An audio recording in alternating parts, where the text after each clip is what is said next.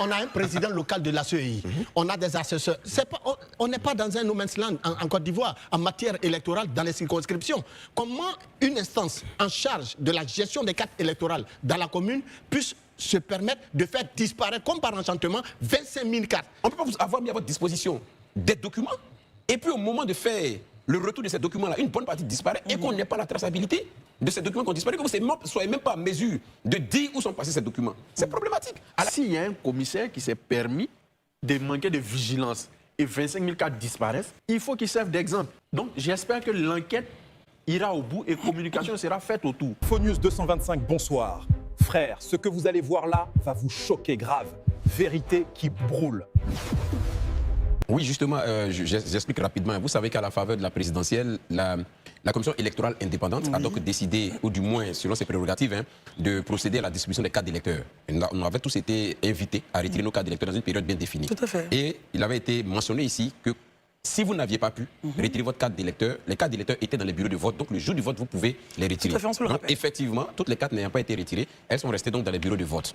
Il s'avère que quand on finit l'opération électorale... Non, attendez, elles sont restées dans les bureaux de vote à la charge de qui? Qui est en charge? Je vais y arriver, je poursuis.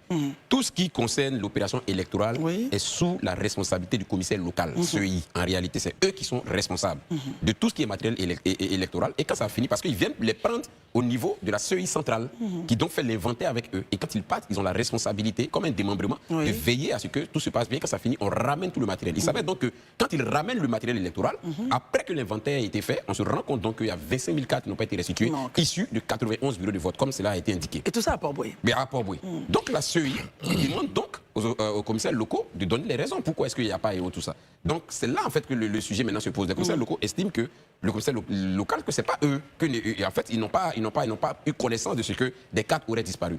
Voici le sujet qui est planté. Maintenant, ça pose un problème. Justement. Comment va se dérouler la suite du processus électoral, puisqu'il y a des législatives? Bientôt. Sans qu'on ait affaire à des fraudes. Parce que la première hypothèse qui peut être levée ici, dans ce cas de figure, c'est que les gens ont dérobé ces cartes-là de la perspective de procéder à des fraudes électorales. C'est-à-dire les distribuer à des personnes qui ne sont pas forcément les personnes indiquées pour ces cartes d'électorat, qui, elles, iront après voter. C'est la première hypothèse qui saute tout de suite aux yeux. Peut-être. Maintenant, une seconde hypothèse, ces cartes-là peuvent avoir été détruites, mais détruites par qui et à quelle fin? À quelle fin? Voilà, c'est une deuxième hypothèse aussi. Mais toujours est-il que, je pense, pour ma part... Quelle serait la panacée justement pour c'est ce que je dis. Pour ma part, peut-être la CEI va y arriver. Mais moi, je pense que dans ce cas de figure, et pour avoir aussi échangé avec certains hauts responsables de la CEI, pour je vais dire, pallier à cette situation, il y a une seule alternative qui s'offre à la CEI. Procéder au scrutin par les tablettes, par la biométrie, sans autre pièce. Ça, c'est clair. Hein? Voilà, c'est la seule chose qui peut garantir que Élisée Bolubé qui se présente dans ce bureau de vote est vraiment Élisée Bolubé. Il faut les tablettes, il faut la biométrie. Sinon, dehors de la biométrie, là, vraiment, on risque d'ouvrir une porte à toute forme de fraude. Parce qu'on ne sait pas où ces cartes sont. C'est assez complexe. Hein? Oui. Quand on regarde un peu le processus expliqué, il y a forcément il y a un maillon qui manque. Non, mais il y a des responsabilités. Mais Christelle, c'est ce que j'ai dit toujours dans ce pays. Les personnes ne responsables de quelque chose. On n'est jamais responsable. On est tous coupables. Hein? Dans ce pays-là, pardon, on est tous victimes. Mais personne n'est responsable. Mais ce n'est pas possible. On ne peut pas avoir mis à votre disposition des documents. Et puis au moment de faire le retour de ces documents-là, une bonne partie disparaît et qu'on n'ait pas la traçabilité de ces documents qui ont disparu, que vous ne soyez même pas en mesure de dire où sont passés ces documents. C'est problématique. À la limite même, moi je le dis, peut-être que la CEI a sa manière de fonctionner, mais moi tout de suite là, moi j'aurais interpellé les forces de police et puis vraiment on vous met aux arrêts. Pourquoi on a une suite? Mais comme je le dis, pour régler le problème aujourd'hui, pour éviter qu'on tombe dans la première hypothèse, c'est-à-dire les cas de fraude, c'est juste d'exiger que tous ceux qui viendront voter ici votent à partir de la biométrie. Alors pour pousser donc nos échanges, M. Alain Dogou, donc deuxième vice-président, a indiqué qu'une plainte avait été déposée contre X afin d'identifier les responsables. Docteur Barry, regardons un peu avec vous cette situation de disparition de 25 000 cartes dans 91 bureaux de vote à Port-Boué. Christelle, c'est une situation très embarrassante pour l'institution qu'est la CEI. Parce que 25 000 cartes, c'est potentiellement un suffrage qui peut te faire gagner l'élection. Donc, ce n'est pas 250 cartes, ce n'est pas 25 cartes qui disparaissent, c'est jusqu'à 25 000. Donc, c'est une situation très sensible. Je pense qu'il faut utiliser cette situation comme exemple. Quand je dis comme exemple, c'est qu'est-ce qu'il faut faire? Il faut situer les responsabilités. Si un commissaire de la CEI s'est permis de faciliter le vol ou la disparition de 25 000 cartes, il faut que la loi s'applique à lui. Non, là, on n'a pas les preuves. Hein. Non, mais il y a une plainte qui a un cours, donc c'est certainement que ça va diligenter une quelqu'un. Ah, très bien. Si, oui. Toutefois. J'ai conditionné. S'il y a un commissaire qui s'est permis manquer de vigilance et 25 000 cartes disparaissent, il faut qu'ils servent d'exemple. Donc, j'espère que l'enquête ira au bout et communication sera faite autour. Parce qu'il y a beaucoup de dossiers judiciaires qui sont jugés. Souvent, on n'a pas la suite. On pense que la justice n'a pas fait son travail. Or, la justice a fait son travail. Alors que s'il y a la communication, demain, ça va interpeller tous ceux qui pensent qu'ils peuvent se permettre ce genre d'initiative, ce genre d'aventure dangereuse qui va discréditer tout le processus et discréditer l'institution. Parce que, comme je l'ai dit, 25 000 cartes, ce n'est pas 25, ce n'est pas 250, c'est un suffrage qui peut faire gagner une élection. Tout à fait. Donc, c'est ce que je peux dire à ce niveau. Hein? Vous pensez que c'est fini là? Non, non, non. Wallahi, vous n'êtes pas prêt pour ce qui arrive après. Marius, comment est-ce que vous arrivez à comprendre cette situation et comment la résorber en regardant les solutions, parce que l'élection est carrément imminente. Élysée proposait, par exemple, pour la CEI de pouvoir travailler sur avec la biométrie, justement. Donc garantir que les tablettes soient totalement fonctionnelles et que les populations puissent voter en toute sérénité. Je suis même étonné que la CEI traîne donc à prendre le taureau par le cône. C'est-à-dire traîne à prendre les taureaux par les cônes. Parce que d'abord, au niveau de la rencontre pour laquelle Élysée parlait de 36 000 cartes... Mais je faisais le point, en fait. Pardon? 36 000 annoncés par les gens. Mais ce n'est même pas la CEI qui a annoncé l'information, qui a donné l'information. Tout à fait, c'est Port-Boué. C'est le directeur de campagne du candidat Aimou Sylvestre qui donne l'information au cours d'une rencontre d'information que présidait justement le deuxième vice-président de la CEI, qui n'est autre que M. Alain Dogou. Et il dit, et il pose la question dans l'Assemblée à M. Alain Dogou, mais comment se fait-il que nous avons l'information de ce que 36 000 cartes ont disparu donc de la CEI locale? Et Alain Dogou de lui répondre, non, ce n'est pas 36 000 cartes, c'est plutôt 25 000 cartes. Donc la CEI déjà attestait par cette réponse qu'elle était bel et bien informée de cette disparition. Mais que fait-elle dans un tel contexte?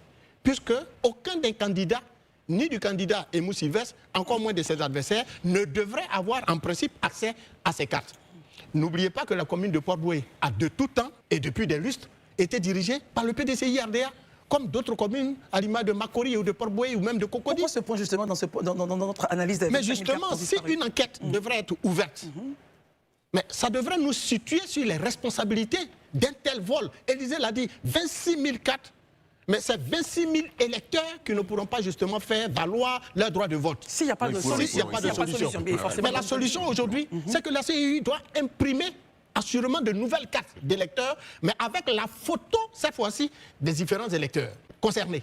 C'est ça la logique. Sinon, c'est 26 000 cartes. 25. Les 25 000 cartes vont servir justement de moyen de tricherie pour certainement cette élection législative. Or, quand même, on peut tout dire au niveau de Port-Boué.